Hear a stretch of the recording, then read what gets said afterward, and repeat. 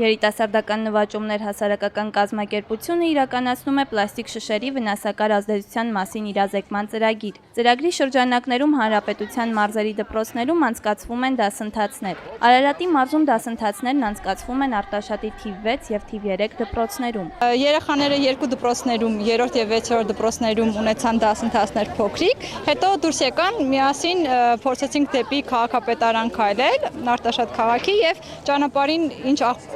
պլաստիկ շշեր, որ հանդիպում են, երեխաները փորձեցին հավաքել, դրանով նաև ցույց տալով համայնքի բնակչությանը, որ պլաստիկները պետք է իրոք չնետել նույնիսկ աղբարկների մեջ սովորական, այլ հատուկ պլաստիկի համար նախատեսված, որը արդեն տեղադրված է ձեր քաղաքում։ Ենք երրորդ դպրոցից, ուզում ենք մաքուր պահենք մեր երկիրը,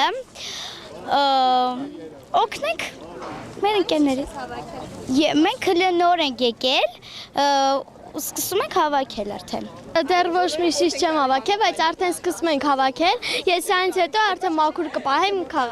քաղաքը։ Ծրագրի իրականացման աշխատանքներին հետևում էր նաև Արտաշատի քաղաքապետ Գագիկ Մուրադյանը։ Նախաձեռնությունը շատ գովելի է, իհարկե կազմակերպությունը, ովքեր որ կազմակերպել են, նախաձեռնել են, համագործակցում են նաև քաղաքապետարանի հետ եւ մեր դպրոցների հետ, եւ ես համոզված եմ, որ սա շատ դրական լիցք է հաղորդելու եւ մեզ եւ մեր ազգաբնակչությանը, որպեսզի կարողանանք ամեն ինչ պետք է անենք, որ մեր քաղաքը մաքուր պահենք։ Իսկ դա մեզանից է կախված, մեր բնակիչներից, շատ մեր բնակիչներից։ Եվ ես կուզենամ, որ մեր բոլոր բնակիչները, հատկապես մեծահասակները,